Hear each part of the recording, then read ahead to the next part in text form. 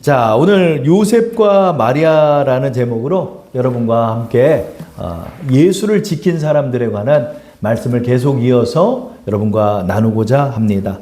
어떤 이들은 예수님 탄생에 대해서 무슨 동화 속 이야기처럼 생각하는 분들도 많아요. 그런 하나의 신화처럼 생각해서 박혁거새가 알에서 태어난 것처럼 예수님의 그런 이야기는 어디 안데르센이 동화책을 지은 것처럼 생각을 하나 그렇지 않습니다. 예수님께서는 역사적 인물로서 이 땅에 오신 하나님의 아들이 되시는 것입니다. 그러므로 예수님께서 오신 그때의 시대적 정황과 모든 상황들이 다 있을 때였다는 거죠. 그래서 오늘 우리 예수님께서 이 땅에 오신 그 시대적 상황 속에서 요셉과 마리아가 주님 앞에 어떻게 순종하며 살았는지에 관해서 25년 우리 마지막 설교로 요셉과 마리아를 선정하게 됐습니다. 우리 예수님께서 태어날 당시의 세상은 로마의 세상이었습니다. 로마의 초대 황제 가이사 아구스도가 온 세상을 지배할 때였습니다. 이 가이사 아구스도도 이게 전부 다 역사적 인물입니다. 정확히 말하면 카이사르 옥타비아누스라는 이름을 가진 로마의 초대 황제가 이 바로 누가복음 2장 1절에 나와 있는 가이사 아구스도입니다. 이 가이사 아구스도가 원래 카이사르 옥타비아누스였는데 원로원으로부터 아우구스투스라는 칭호를 받게 되면서 아우구스투스를 이렇게 헬라적 언어로 바꿨을 때 아구스도라고 하는 것입니다. 이것은 이제 존엄자라는 어떤 칭호를 받은 거예요. 그래서 이 사람이 굉장히 뛰어난 사람으로 주전 27년경에 로마의 초대 황제로 즉위한 인물입니다.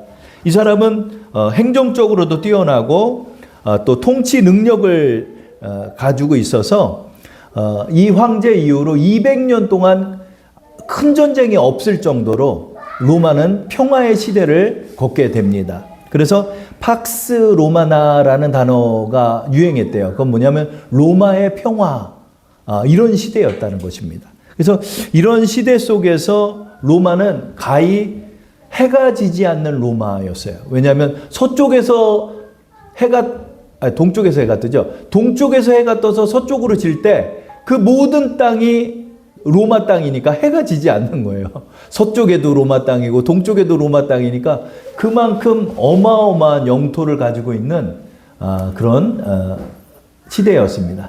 여러분 지도에 보이시는 것처럼 연녹색으로 되어 있는 저 부분이 기존의 로마의 영토였고 그 다음에 찐녹색으로 보이는 영토들이 있죠. 이것이 바로 가이사 아구스도 당시에 확장된 영토라고 합니다. 그리고 분홍색으로 되어 있는 영토가 로마와 연맹을 맺고 있는 나라를 뜻하죠. 그러니까 여러분 지중해에 닿고 있는 모든 대륙이 거의 로마의 땅이었다는 거죠. 이 정도로 확장된 로마이면서 또 민주주의의 초안을 가지고 있는 원로들과 또 투표 이런 것들이 시작되었던 이 로마의 시대였기 때문에 강력한 군사력과 강력한 행정력을 가지고 온 나라를 다스리는 때였습니다.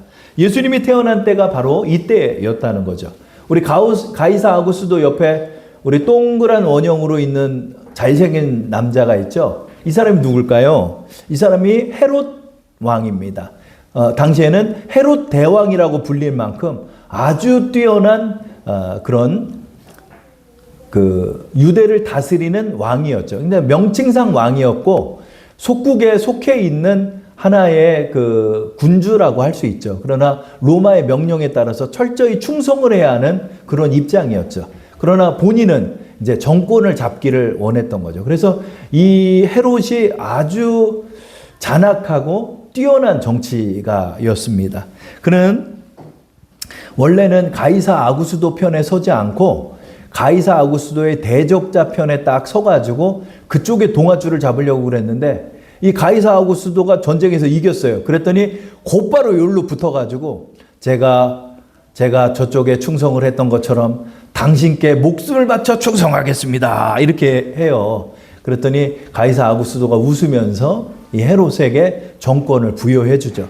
그래서 이 헤롯 대왕이 주전 37년경에 왕이 되어서 주전 4년까지 왕위를 물려받죠. 이 헤롯 대왕이 예수님 태어날 당시에 유대를 다스리는 왕이 된 것입니다. 이 사람은 정권을 잡기 위해 앞뒤를 가리지 않는 아주 무시무시한 사람이에요. 자기가 정통 유대인이 아닌데 유대인의 왕이 되다 보니까 이스라엘 민족으로부터 신임을 얻지 못하니까 결혼도 그 유대 정통 그 적자인 그 아내 미리암을 얻어가지고 결혼을 합니다. 그래서 결혼을 해서 애도 낳고 이렇게 하는데 그 유대인들의 신임을 계속 못 얻으니까 나중에는 이 사람이 그 정신적인 창난 증세까지 일으키면서 이 아내가 내 정권을 뺏는다라고 이런 생각을 하는 거예요. 그래서 아내를 죽이고요. 그 같이 낳은 아들 둘을 또 죽이고요. 그 장모도 죽이고요. 처남도 죽여요. 이 헤롯이 이렇게 무시무시한 사람이에요.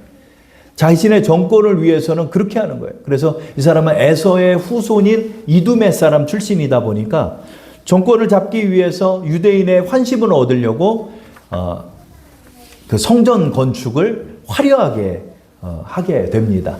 그래서 성전 건축이 계속 이루어지고 있었죠. 그래서 예수님의 출생 당시에도 성전은 만들어지고 있었습니다.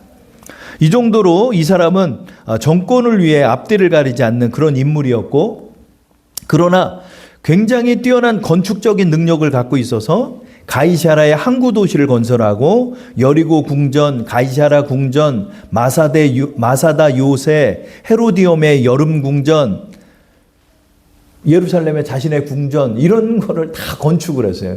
아주 뛰어난 건축가인 거예요. 그래서 이런 것들을 다 지으면서 헤롯 대왕이라 칭호를 받았죠.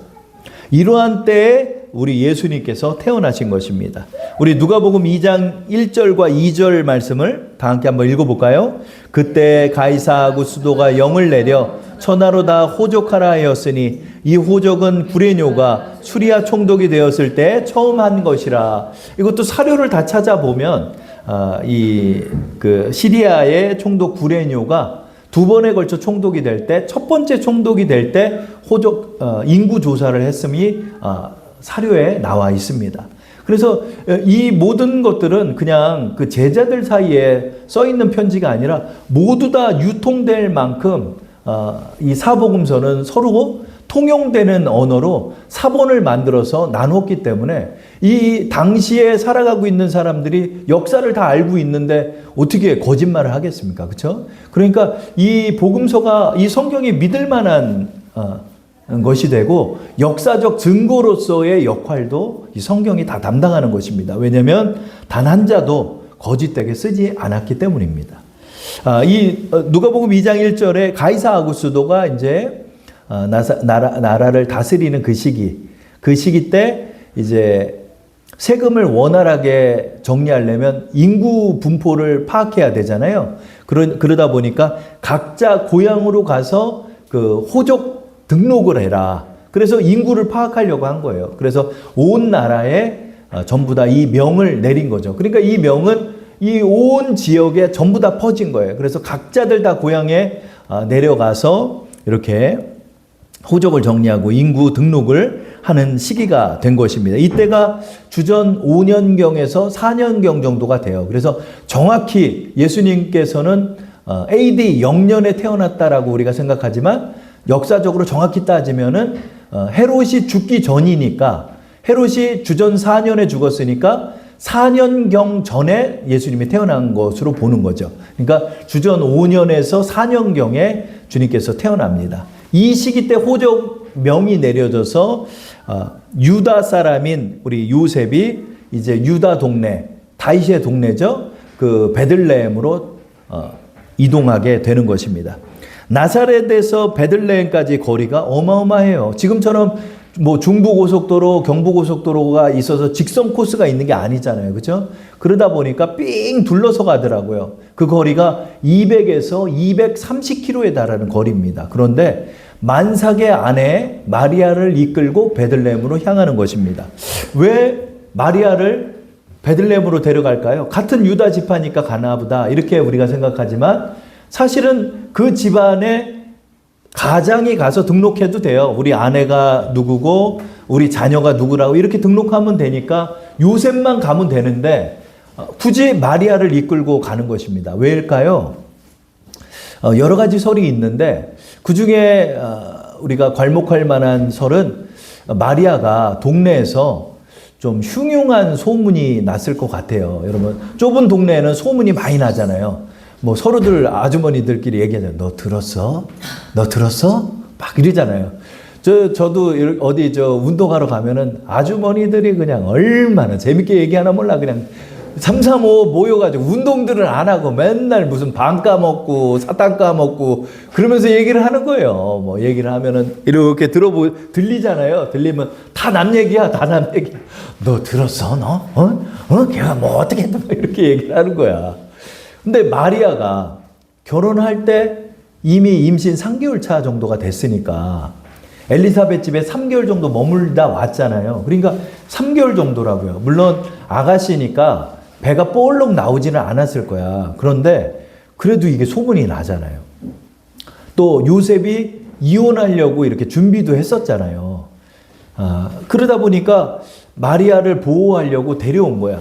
데려왔는데 배가 불러오니까 마리아가 배가 불러오니까 동네 나사렛 동네는 금방 소문나죠. 좁은 어떤 산동네인데 그러니까 소문이 나니까 이 마리아가 얘가 아주 부정한 여자다.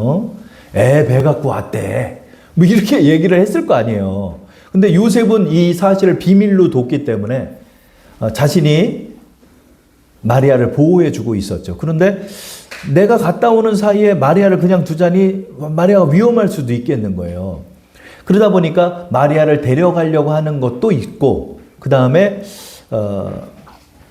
천사로부터 하나님의 계시를 받아서 하나님의 아들을 잉태했다는 걸 이 마리아와 요셉이 알고 있기 때문에 예수님이 태어날 장소는 나사렛이 아니라 베들레헴임을 잘 알고 있었다는 거죠. 왜? 미가 선지자가 그 나실 분은 베들레헴 동네에서 태어난다라고 예언했기 때문이죠. 그러다 보니까 마리아를 이끌고 함께 그렇게 200여 킬로를 아마 작은 낙이나 이런 걸 타고 왔겠죠. 그러나 너무나 고됐겠죠. 너무나 힘들었겠죠. 그렇게 아내를 이끌고 베들레헴까지를 가게 된 것이죠. 왜요? 미가서 5장 2절의 말씀을 응하기 위하여 그 두 부부가, 그 젊은 부부가 그 먼 거리를 이동했다라고 보는 것이 가장 확실한 설이 될 것입니다. 미가서 5장 2절의 말씀 우리 한번 합독해 볼까요? 다 함께. 베들레헴 에브라다야 너는 유다 족속 중에 작을지라도 이스라엘을 다스릴 자가 내게서 내게 나올 것이라. 그의 근본은 상고에 영원에 있느니라. 아멘. 이 말씀에 응하고자 이 두 부부가 이 먼 거리를 그 만삭의 몸을 이끌고 이동했다는 거죠. 한 3km씩만 걸어도 한 200여 킬로니까 얼마나 시간이 많이 걸리겠어요. 그렇죠? 그러니까 그 거리를 이렇게 이제 이끌고 내려온 거죠. 내려와서 베들레헴에 정말 어렵게 당도를 했을 것입니다. 정말 고생하고 특히 마리아가 힘들었겠죠.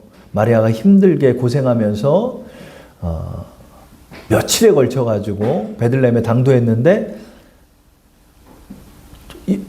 이제 아기를 낳을 장소가 없는 거예요. 장소가 없는 거예요. 여관이 없는 거예요. 근데 우리는 그동안 이렇게 생각했죠, 여러분. 여관이 없어서 마구간에서 예수님이 태어났나 보다. 근데 여러분 복음서를 보면 예수님께서 유월절 준비할 때 보면 큰 방 준비하는 거 알죠? 하나님이 조금만 개입하면 방 하나 잡는 게 어렵겠어? 솔직히? 전능하신 하나님께서? 근데 이번 주에 이걸 생각을 했어요. 하나님, 왜 방을 안 잡아주셨어요? 아니, 당신의 지금 아들이 지금 태어나는데 방 좀 하나 좀 잡아주시면 되잖아요. 꿈에 하나 나타나서 여관방 주인한테 너 큰 방 준비해라. 너의 방에서 큰 인물이 태어날 것이다. 이렇게만 얘기를 했어도 방 하나를 아마 잡아주지 않았겠어요?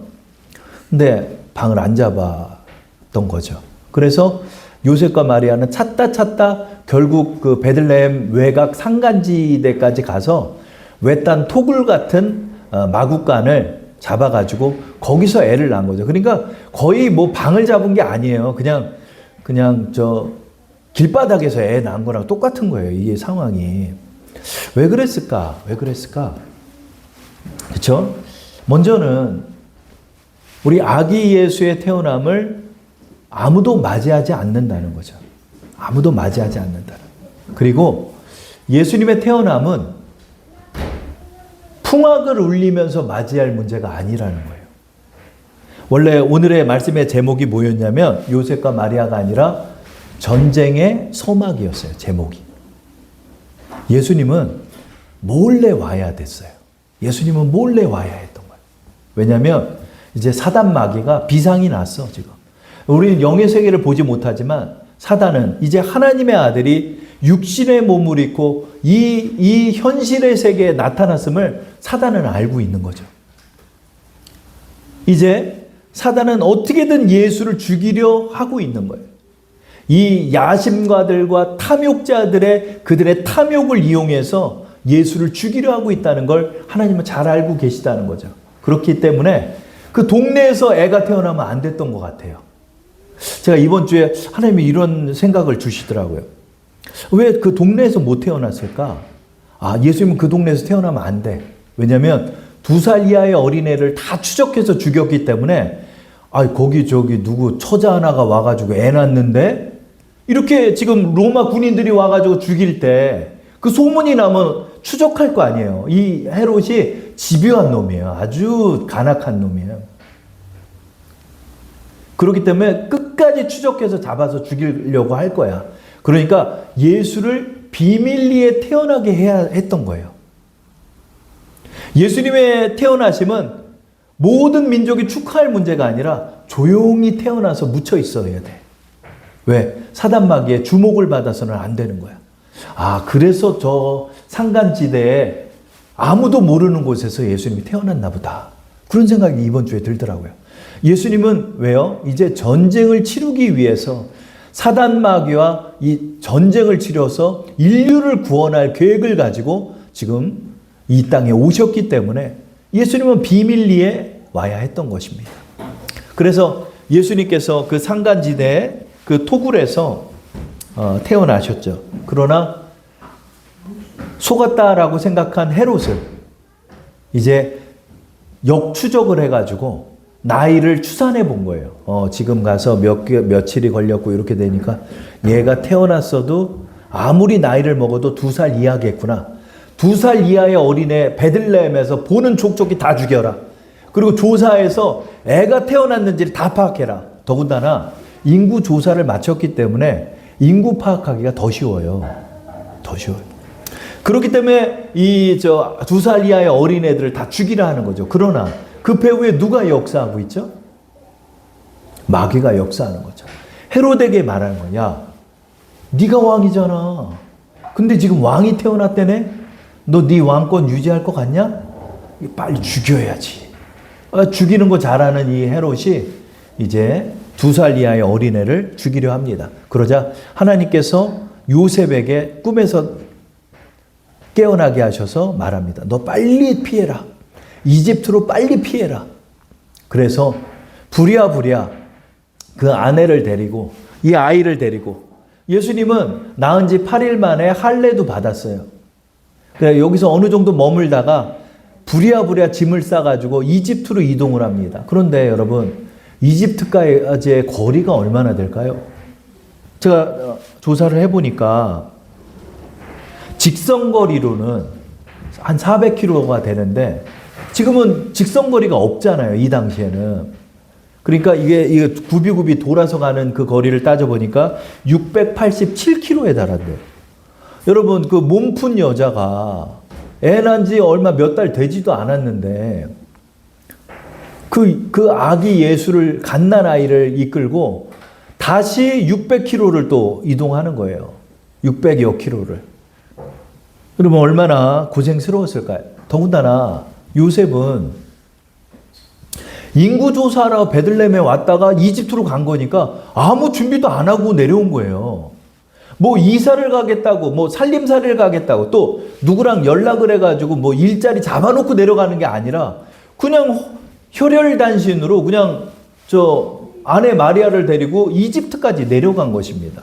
그러니까 이집트에 어디로 갔을까요? 이집트에는 그 북방 쪽에 그 유대인의 공동체가 있었대요. 그래서 아마 그쪽으로 가가지고 자신이 목수일이니까 거기 내려가서 어렵게 방을 잡아가지고 사글세방 같은 거 잡았겠죠. 그 어려운 방 하나 잡아가지고 저기 일 좀 있습니까? 이러면서 난리를 뛰면서 요셉이 이렇게 버틴 거예요. 참 얼마나 고생스러웠을까 제가 한번 생각해 봅니다. 아무 연고도 없고 아무 알지도 못하는 곳에 가가지고 예수를 지키기 위해 이 사람들이 이런 일을 한 거예요. 그러고 나서 지냈더니 얼마 안 있어서 헤롯은 금방 죽어요. 근데 죽을 때 아주 비참하게 죽어요. 피부병이 걸려가지고 괴사가 일어나. 그러니까 피부가 썩어 들어가는 병에, 정신병에, 그 다음에 고열에, 그 각종 질병에 시달리다가 엄청나게 죽어가는 거예요. 그래서 이 고생하면서 헤롯이라는 이 사람이 죽게 됩니다. 그러자 다시 이제 요셉에게 하나님께서 말씀하죠. 야, 너 이제 다시 유대로 가라. 그리고 유대로 딱 이제 이동하고 있는데 유대 동네로 딱 왔더니 아들이 지금 왕이 됐대네. 근데 소문을 들어보니까 이 아들도 무지막지한 놈이에요. 무지막지한 놈. 누구다? 헤롯 아켈라오라는 자가 이 유대 지역의 분봉왕이 됐어요. 헤롯 대왕 당시는 혼자 다 다스렸는데 안 되겠어. 그러니까 아들 셋을 이제 나눠가지고 이 유대를 다스리게 해요. 그래서 분봉왕이라는 말이 나옵니다. 이 유대 지역은 아켈라오가 아들이 이제 담당을 했는데 아켈라오가 어떤 사람이냐면 유대 사람들이 이 아들들이 왕이 못 되게 해달라고 사절단을 로마 가이사 아우구스도에게 보내요. 그래서 반대를 해요. 안 됩니다. 이게 잔악한 놈들입니다. 그 정통 유대인을 우리 왕으로 세워주십시오. 이렇게 얘기해요. 그 소문을 아켈라오가 들어요. 그래가지고 사돈의 팔촌까지 그 사절단이 간 사돈의 팔촌의 뭐 가족의 뭐 친구까지 다 잡아들여서 3,000명을 죽여요. 이 아켈라오가. 그 소식을 요셉이 듣습니다. 그랬더니 하나님 앞에 기도해요. 하나님, 여기 도저히 무서워서 못 살겠습니다. 이거 잘못 발각되면 우리 죽일 수 있으니까 저 산간지대로 가겠습니다. 우리 동네로 가겠습니다. 그 나사렛 동네는 모르니까 그곳으로 가겠습니다. 거기는 그 헤롯 안티파스가 다스려요. 성경에는 헤롯 안디바라는 자가 그 북부 지역, 갈릴리 지역을 다스려요. 그래서 그 초야에 묻혀서 예수님을 키우게 되는 것입니다. 요셉과 마리아는 그 갓난쟁이 아이를 이끌고 다시 680km여를 베들레헴까지 왔다가 거기서 다시 230km여를 다시 갈릴리 지대까지 또 올라가서 그 갈릴리 나사렛 동네에서 정착하게 되는 것입니다. 이것이 우리 요셉과 마리아의 사역이 됩니다. 이렇게 이 고생을 하면서 우리 예수님을 지킨 사람들이 요셉과 마리아입니다. 지금 헤롯과 가이사 아구스는 더 많은 영토를 다스리기 위해서 그렇게 혈안이 되어 있고, 헤롯은 내 자식들, 내 아내 죽이면서까지도 내 왕권을 지키려 하는 거예요. 그러니까 세상에 이런 소문이 돌았대요. 헤롯 왕의 아들이 되느니 헤롯의 돼지가 되는 게 낫다. 적어도 돼지는 안 잡아먹을 테니까. 이런 말이 돌 정도로 헤롯의 잔악함이 온 세상에 퍼져 있었어요. 왜? 정권 하나 잡겠다고. 정권 하나 잡겠다고. 그렇게 했던 사람이 헤롯입니다. 모든 사람이 세상의 성공과 세상의 야망을 위해 살아갈 때 이 작은 두 부부는 우리 예수를 지키기 위해 이런 고군분투하는 어려운 생활들을 하였다라고 하는 것입니다. 저는 오늘 한 해를 마감하며 이 말씀을 준비하면서 이런 생각을 했습니다. 여러분, 우리 25년간 우리는 어떤 일을 행했나요, 여러분? 그렇죠? 여러분, 수도가 터져서 우리 교회의 수도를 녹이고, 또 간판이 보이지 않아서 우리가 간판을 달고, 또 여러분이 금요일마다 또 노방전도를 하시고, 또 음식을 준비하셔서 우리 함께 식사를 하시고, 열심히 인터넷에 말씀을 올리면서 한 사람 한 사람 보기를 놓고 기도하고 또 교회를 섬기시고 기도하시면서 여러분이 이 자리를 지키신 것입니다. 여러분의 사역이 작다 할 수 있을까요? 아닙니다. 이 모든 사역이 우리 예수님을 지키는 사역임을 저는 깨달았습니다. 우리 요셉과 마리아가 무슨 일을 했습니까? 예수를 지키는 일을 하였습니다. 그리고 하나님 부르셔서 요셉은 일찍 떠나가게 됩니다. 돌아보건대 우리 요셉은 예수님 어렸을 때 지키는 사역을 담당하고 천국 가셨더라고요. 여러분, 하나님께서 우리 예수 그리스도를 중심으로 해서 그 하는 모든 일들 하나하나가 고생스럽고 힘들고 버겁고 어렵고 또 뒤처져 있고 묻혀 있는 일이라 할지라도 이 모든 것이 바로 예수 그리스도의 복음을 위한 동역의 사역임을 저는 깨달은 것입니다. 여러분, 우리의 모든 사역이 바로 이런 것입니다. 여러분이 바로 그런 일을 한 것입니다. 예수를 지켰던 요셉과 예수를 지켰던 마리아, 예수를 지키기 위해서 1000여 킬로에 달하는 그 거리를 이동했던 이들, 그곳에서 아무 일도 없이 어렵게 하루 벌어 하루를 살았던 요셉, 그러면서 요셉과 마리아는 예수를 지켜낸 것입니다. 이 모든 사역을 감당하면서 주님 예수 그리스도는 자라나 이제 온 인류를 구원하는 사역을 이루어 내신 것입니다. 이 모든 것이 바로 이 예수와 함께한 사람들의 사역 때문임을 우리는 기억해야 하는 것입니다. 저는 한 권사님의 간증을 들은 적이 있습니다. 한 권사님이 계시는데 쌀을 사는데 성령님께서 야, 너 저기 앞에 보이는 너희 교회는 아니지만 저 작은 교회에 쌀 좀 갖다 줘라 하는 마음이 자꾸 들더래요. 그래가지고 그래요? 그래서 우리도 20kg 쌀을 하나 사고 그 교회도 20kg 쌀을 하나 갖다 주라고 이렇게 주문을 했대요. 그래가지고 쌀을 갖다 줬는데 그 작은 교회를 갖다 줬는데 목사님과 사모님이 그렇게 기뻐하시면서 말을 한다는 거예요. 우리가 쌀이 떨어져가지고 하나님 앞에 쌀을 놓고 기도를 했는데 이렇게 쌀을 주셔서 감사합니다. 이런 간증을 권사님이 하는 것을 제가 들었어요. 저 이 간증 들으면서 아주 기분이 나쁘더라고요. 아니, 지금 21세기에 쌀을 놓고 기도를 해? 아니, 이렇게 비참하게 살아야 돼? 이렇게 비참하게 살아야 하냐고 이런 생각을 했습니다. 그분들이 왜 그렇게 비참했을까요? 돌아보건대 저도 작은 교회를 섬기다 보니까 이 작은 교회를 섬기면서 아무도 찾지 않기에 이 자리를 지키며 있다 보니 헌금은 들어오지 않고 어렵고 생활이 지치고 그러다 보니 쌀이 떨어질 만큼 생활비도 없고 그래서 쌀을 놓고 이들이 기도한 게 아니겠습니까? 돌아보건대 이들의 이런 모든 기도는 어디서 나왔죠? 다 주의 복음의 자리를 지키다 보니까 이런 어려운 자리에 있는 거 아니겠습니까? 모두 다 돈 되는 일을 향해서 세상에 나가 일할 때 그들은 돈 되는 일이 아니라 주님의 복음의 일을 위하여 그 자리를 지키지 않았겠습니까?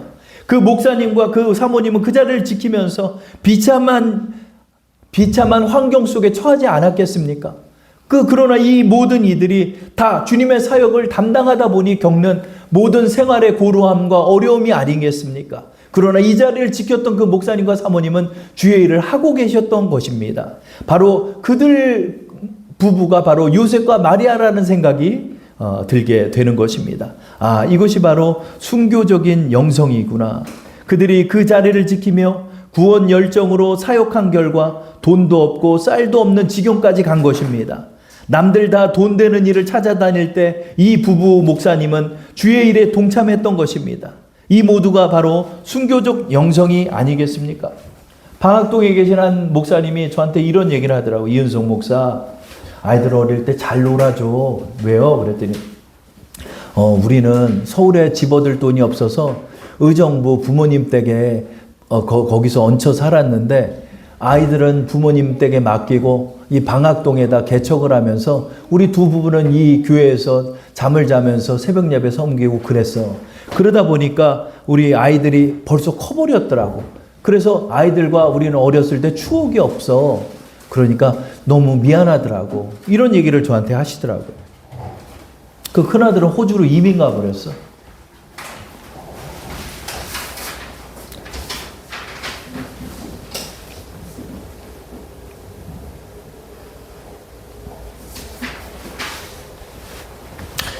자, 모두 다 이들이 주의 사역에 동참한 사람들입니다. 그렇죠? 한 해를 정리하면서 우리는 생각하는 것입니다. 요셉과 마리아의 삶은 화려하지 않았습니다. 그 나사렛 동네에서 어렵게 생활했습니다. 큰 공사에 참여할 수도 없었습니다. 왜냐하면 나사렛 같은데 큰 토목공사가 있지도 않았기 때문입니다. 그러니까 요셉은 큰 돈을 벌 수가 없어요. 큰 돈을 벌 수가 없어요. 또 연줄을 이어서 큰 공사를 맡을 수도 없죠. 요셉과 마리아는 가난했을 것입니다. 그는 하루 벌어 하루 일하며 그 동네에서 작은 일들을 감당하고 우리 예수를 키워냈을 것입니다. 모두 다 한 해를 정리하면서 생각해 볼 때, 모두 다가 우리 요셉과 마리아였구나. 다 요셉과 마리아였구나. 여러분이 하신 그 작은 일들이 다 요셉과 마리아가 예수를 지켜내면서 감당했던 사역이 아닌가, 그런 생각을 하였습니다. 여러분 모두가 그 작은 일 하나하나가 마국간에 모여 예수를 지키는 일이었습니다. 여러분의 그 작은 일 하나가, 우리 25년 행했던 그 모든 일 하나가 바로 요셉과 마리아가 돼서 예수님의 사역에 동참했던 것이 되는 것입니다. 세상은 두 가지 길이 있습니다. 세상에 성공을 향한 길이 있고, 그 하나는 바로 좁은 길이며 우리 예수를 지켜내는 일이며 그 복음을 전하는 일이 되는 것입니다. 우리 모두는 바로 이 자리를 지키며 있는 것입니다. 우리 서울지방의 54개 한 80%가 작은 교회인데, 그 80%의 작은 교회 우리 목사님들이 다 그러면서 견디고 지켜낸 것이 아닌가 저는 생각합니다. 이번 주에 영하 10도가 되면 저는 그런 생각합니다. 우리 철원에 계신 우리 소망교회 목사님네는 영하 20도로 떨어졌겠구나. 난방은 뭐로 떼고 있을까? 우리 그런 생각을 합니다. 모두 다 화려하게 난방 기기가 있어서 난방을 팍팍팍팍 떼면서 그렇게 따뜻하게 그렇게 연말을 보내는 곳도 있겠지만, 대다수의 교회들은 그렇지 못한 경우가 많이 있습니다. 그러나 이 모든 것을 우리 주님께서 기뻐하시리라 생각합니다. 주님께 우리가 이 사역에 동참하면서 비록 이 일이 어렵고 힘든 일이라 할지라도 우리는 주의 일을 한 사람들입니다. 우리는 주의 일에 동참한 사람들입니다. 하나님께서 기뻐하실 것입니다. 아기 예수를 지켰던 요셉과 마리아를 우리 주님이 기뻐하셨던 것처럼 여러분께서 담당하신 그 25년 한 해 동안의 그 모든 일은 바로 주의 사역을 담당한 일이 되는 것입니다. 이 모든 것이 합력하여서 한 사람 한 사람을 구원하고 이 자리를 우리가 지킴으로 말미암아 또 한 사람의 구원이 이루어지며 하나님께서 천하보다도 기뻐하는 한 영혼의 구원을 우리는 이뤄내고 있는 것입니다. 그러므로 이 자리를 우리는 지켜야 하는 것이며, 우리는 주의 사역을 위하여 고루하고 어렵고 힘들고 구차한 이 일들을 마다하지 아니하고 일을 해 나가야 하는 것입니다. 왜냐하면 하나님께서 요셉과 마리아를 부른 것처럼 여러분을 부르셨기 때문입니다. 여러분이 그 부르심 안에서 지금 하는 이 모든 일들은 작은 소자에게 물 한 그릇 떠주는 것서부터 목숨을 바쳐 주님의 복음을 전하는 북한 선교에 이르는 자들까지 그 모든 것이 동참하여서 한 영혼 한 영혼을 구원해내고 만민에게 복음을 전하는 사역에 우리가 동참하고 있음을 기억해야 하는 것입니다. 우리는 25년 무엇을 하였습니까? 우리는 바로 이것을 감당한 것입니다. 800여 킬로를 걸어서 예수님을 지켜낸 그 일을 여러분이 담당하신 것입니다. 여러분이 구차하고 어려운 그 모든 일들을 담당하신 것도 바로 주의 일에 동참하신 것입니다. 이 자부심을 가지고 하나님 앞에 칭찬과 하나님 앞에 은혜를 받는 우리 모두가 되기를 소망합니다. 이 소망을 가지고 내 사역의 자부심을 가지고 여러분의 사역에 더욱더 매진하면서 하나님을 기쁘시게 하고 우리 예수님을 지켜나가는 우리 요셉과 마리아가 되시기를 주의 이름으로 축원합니다.